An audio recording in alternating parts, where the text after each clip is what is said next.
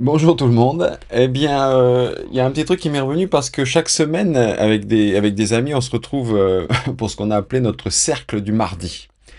Et donc on discute de choses et d'autres, mais souvent de sujets. Enfin, ça peut démarrer de façon assez triviale, puis après on essaye de s'élever. Enfin, on aime à croire que ce sont des sujets élevés ou un peu philosophiques ou humains tout simplement, quoi. C'est très spontané. L'idée donc c'est de s'écouter vraiment les uns les autres, de s'exprimer, de se respecter, en fait de coopérer. Hein, j'avais déjà fait une vidéo sur la coopération dans le dialogue, donc de vraiment pas, il n'y a pas de gagnant ou de perdant, on n'essaye pas de, c'est pas un débat, c'est une discussion. Personne ne cherche à remporter la mise ou à convaincre. Mais on s'écoute, on se respecte, on essaie de comprendre chacun, et puis de pas prendre les choses personnellement. Ça c'est important, on essaye. On y arrive quand même un peu. Et donc voilà, tout ça dans une petite bienveillance spontanée. Et donc tout ça juste pour vous dire que la dernière fois, on parlait, alors assez souvent d'ailleurs, on arrive toujours un petit peu à la question de Dieu, de choses comme ça, Dieu et la religion. Et il y a un ami qui a raconté cette blague. Alors, je vais vous la raconter aussi bien que possible. Cet ami disait que donc dans la Bible, on n'entend plus parler de Joseph, à un moment donné, le père de Jésus. On n'entend plus parler de lui, donc on ne sait pas ce qu'il devient. Donc c'est un peu les prémices de sa blague. Et, euh, et là, il y a justement au paradis un vieil homme qui arrive et puis qui est un petit peu perdu, qui ne sait pas trop où il en est, ce qu'il fait là, enfin voilà, qui est un peu perdu. Et donc, Saint-Pierre qui est là, qui regarde, mais qui vous êtes? Il dit, mais je sais pas, j'ai des souvenirs vagues. Je vais pas la raconter trop longue parce que elle est pas. J'ai des souvenirs vagues, nana. Et après, il appelle donc Jésus. Il dit, Jésus, viens voir parce que là, il y a un vieil homme et tout. Alors, Jésus, il a pas vu son père Joseph depuis longtemps et il espère, en gros, que ce soit peut-être lui, quoi. Donc il demande, il le voit, et il demande au vieil homme qui vient d'arriver au paradis, donc qu'est-ce que vous faisiez, tout ça, dans la vie, est-ce que vous faisiez quelque chose? Il dit, ah, je sais plus, il me semble que je travaillais le bois, il me semble. Alors là, Jésus, son cœur bat la chamade, d'après l'histoire. Et donc, lui, il se dit, mais c'est Joseph, c'est mon père. Et là, je la fais un peu courte. Et il- s'il m'écoute, il va dire, tu la racontes super mal. C'est pas grave.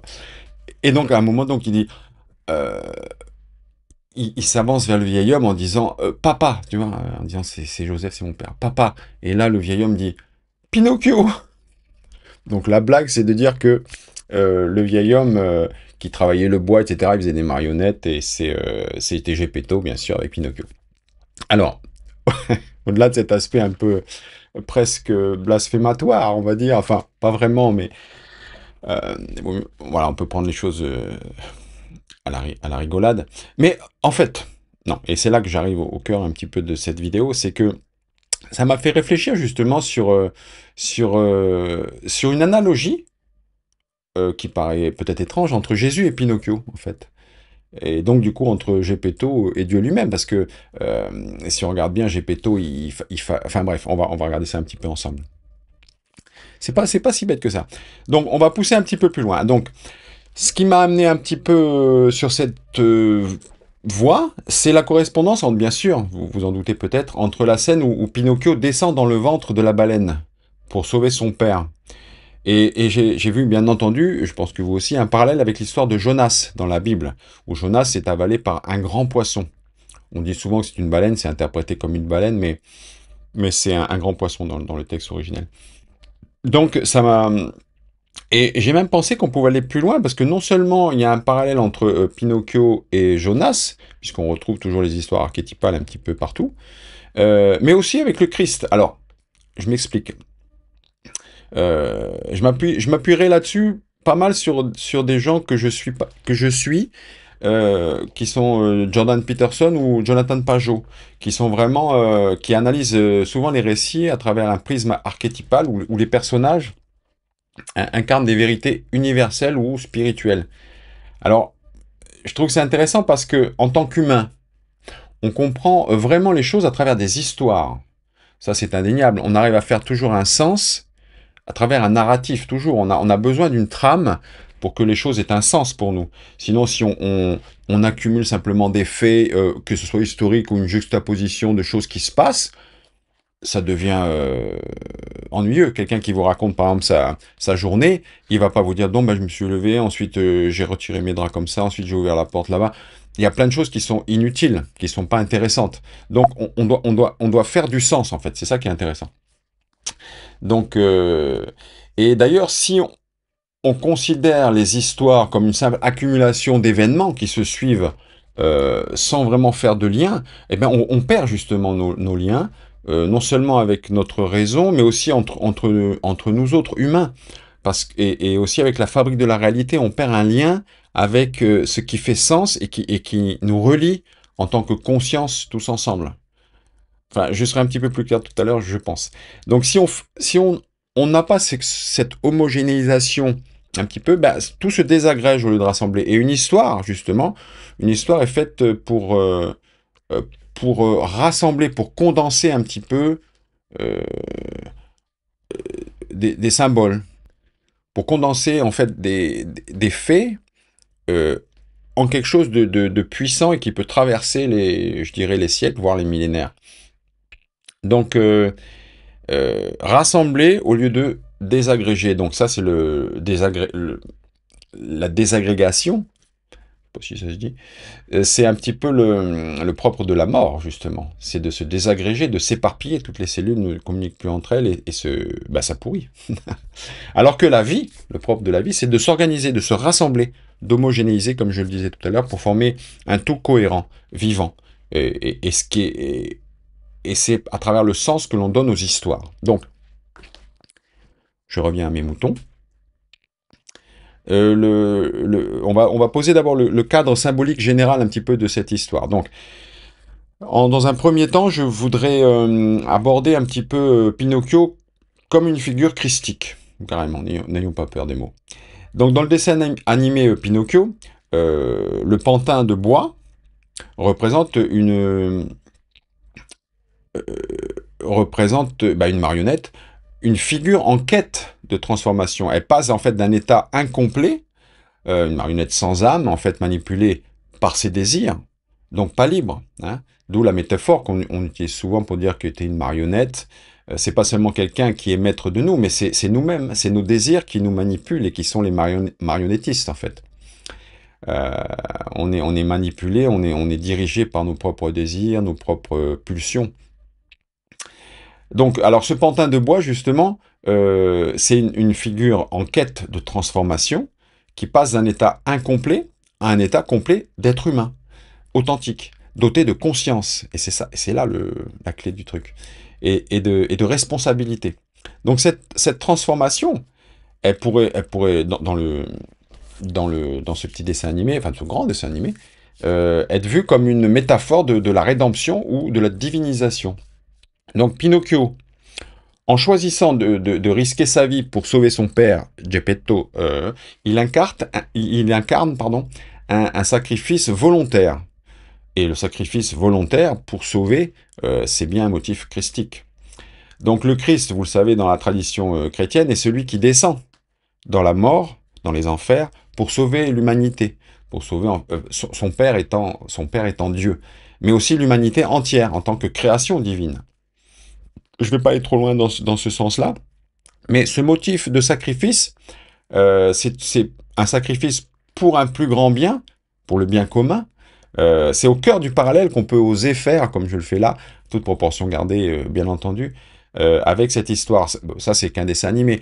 Mais c'est intéressant de voir à quel point les valeurs chrétiennes qui sont présentes, qui sont encodées en nous, qui sont appréciées, sans qu'on s'en rende compte. Même parfois, on les fustige, on les critique, on cherche peut-être à les détruire, alors que on les applique spontanément nous-mêmes, pour le bien de tous. On a cette conscience qui nous relie, et on a cette notion de bien et de mal. Et toutes ces valeurs sont encodées en nous, en quelque sorte. Et c'est tant mieux. Donc, voyons de plus près la scène de la baleine, justement, et l'écho qu'elle suscite avec l'histoire de Jonas. Donc, Cette scène où Pinocchio descend dans le ventre de la baleine, qui s'appelle Monstro, dans le film de Disney, pour sauver Geppetto, et c'est un moment clé qui fait vraiment ressortir au moins trois aspects symboliques. Donc le premier aspect, c'est symbolique, que l'on retrouve dans nos vies ou dans toute existence, je dirais. C'est la première partie, c'est la descente dans le chaos. C'est-à-dire que dans la Bible, Jonas est avalé par un grand poisson, qu'on a interprété comme une baleine, après avoir fui l'appel de Dieu. C'est d'ailleurs une des petites différences avec Pinocchio, on va dire, puisque lui, il le fait volontairement, alors que Jonas, c'est parce qu'il a fui l'appel. C'est encore une autre histoire, on va pas s'égarer. Donc le ventre du poisson représente un lieu de chaos, de mort symbolique et d'obscurité.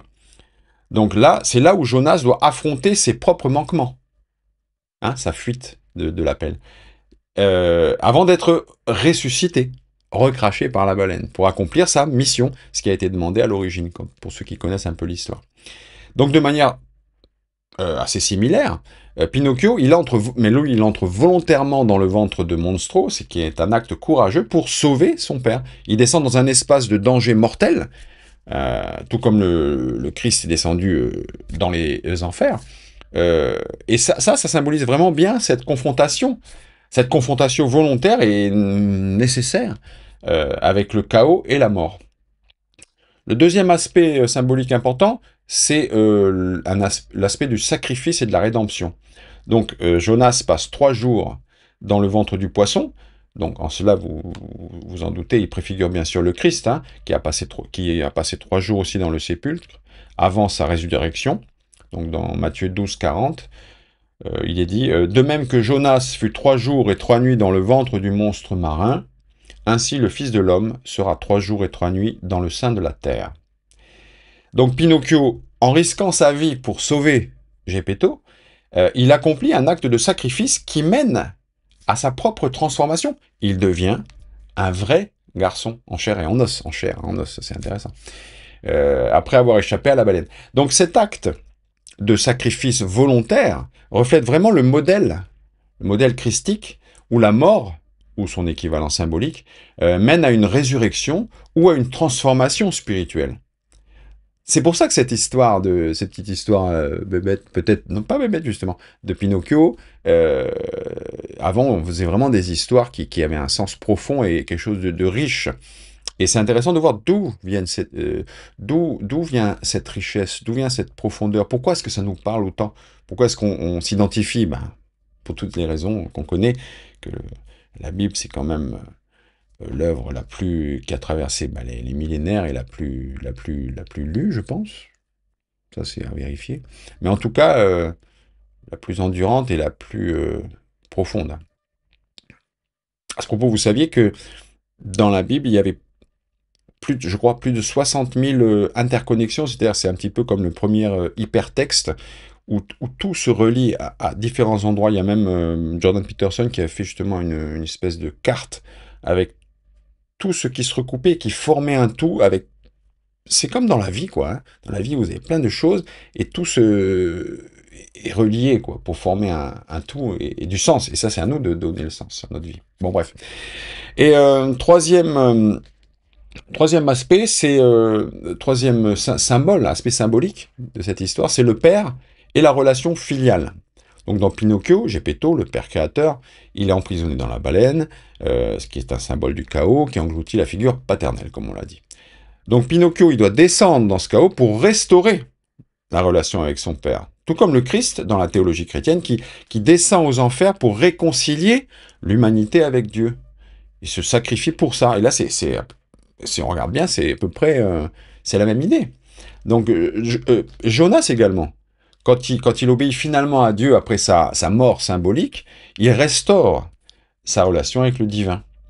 Donc vous voyez, c'est amusant comme... Alors les interprétations qu'on peut en faire de tout ça, toutes ces histoires font écho les unes aux autres, parce qu'elles obéissent à des structures mythologiques. Et ça, c'est pas pour rien que ces histoires perdurent. Donc ça se rapporte toujours à des motifs qui sont universels et, comme je disais tout à l'heure, encodés en nous véritablement. Donc, si on veut rester dans le domaine juste des symboles et des récits traditionnels, on pourrait vraiment dire que la baleine, c'est un symbole du chaos primordial. hein, la soupe primordiale, le chaos primordial, comme le Léviathan, ou les eaux chaotiques dans la Genèse. Donc tout est lié. Pinocchio, en entrant dans la baleine, il répète le motif du héros. Je vous ramène à une autre vidéo que j'avais fait sur le parcours du héros, qui est aussi quelque chose de très archétypal et de très encodé en nous, si je peux encore me répéter là-dessus. Le héros qui affronte le chaos pour ramener l'ordre. Dans tous les films, bon, dans le christianisme, vous l'avez, avec le Christ qui vient à la mort, mais dans toutes les histoires qu'on nous raconte, dans les films, les BD, les romans, les séries, tout ce que vous voulez, vous avez toujours ce même parcours, avec un sacrifice, affronter le danger, voire la mort, et se transformer, et souvent son entourage également, puisque le héros ramène quelque chose. Et le Christ, pareillement, quand il revient à mort, il ramène quelque chose pour la salvation, en fait, pour sauver l'humanité. Bon, moi. Donc, donc la transformation de Pinocchio en vrai garçon, c'est vraiment une intégration, ça c'est intéressant, de l'esprit et de la matière. C'est ça, un thème christique où le divin s'incarne justement pleinement. Hein, et dans la Genèse aussi, le souffle qui est donné à la création, à la première création de l'homme, le souffle insufflé, le souffle divin qui donne la vie, c'est l'âme, ce qui anime cet être ici de bois, ou de glaise, ou de terre, ou de poussière, puisqu'on retourne à la poussière et tout et tout. Non, c'est quand on met le doigt dessus, c'est assez marrant. Si on veut adopter une approche plus psychologique et disons archétypale, on pourrait parler donc aussi de responsabilité individuelle et du courage du Pinocchio, qui sont le courage, une des valeurs un petit peu chevaleresques dont on a déjà parlé dans d'autres vidéos. On pourrait voir donc la descente dans la baleine comme une métaphore justement de la confrontation avec l'inconnu, la confrontation avec ses peurs personnelles, affrontées. Un acte qui est nécessaire justement pour atteindre une maturité psychologique et spirituelle, et ce qui permet à la marionnette de bois de devenir vivante. Hein, donc on pourrait d'ailleurs relier tout ça à la notion jungienne du héros qui affronte l'ombre, hein, le chaos intérieur ou extérieur, pour intégrer sa personnalité. Donc là, je vous renvoie aussi peut-être à une autre vidéo que j'avais faite il y a quelques temps, qui s'appelle Intégrer son ombre. Ça parle tout à fait de ça, quoi, justement. Hein. Donc le Christ, bien entendu, est le modèle ultime de sacrifice et de transformation. Donc, pour conclure là-dessus, vous me direz ce que vous en pensez, mais c'est assez intéressant et peut-être même surprenant pour certains de pouvoir établir ce lien un petit peu étrange entre Pinocchio, Jonas, dans la Bible, et le Christ. Euh, et de s'apercevoir que ce lien, et ça c'est important je pense, réside vraiment dans le motif du sacrifice. Réfléchissez bien à ce motif du sacrifice qu'on retrouve partout, et qu'on fait même soi-même des micro-sacrifices, plus ou moins petits, plus ou moins grands. Il y a le sacrifice ultime bien sûr que le Christ a fait, mais nous-mêmes, on vit comme ça, et c'est comme ça qu'on est une communauté humaine. Donc, pour terminer rapidement, ces récits, comme beaucoup, se font écho et partagent cette idée donc de descendre dans l'obscurité, d'une plongée dans le chaos, d'un affrontement, d'affronter le danger, la mort, euh, suivi bien sûr d'une résurrection, d'une transformation, en tout cas d'une amélioration. On n'a rien sans rien, comme on dit.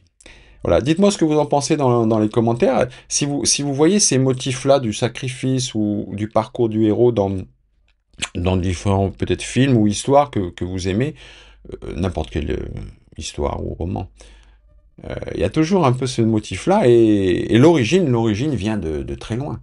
Hein, et on la retrouve justement dans la Bible et dans l'histoire du Christ. Je vous souhaite une belle journée, une belle vie, tout ce que vous voulez, et je vous dis à bientôt. Merci.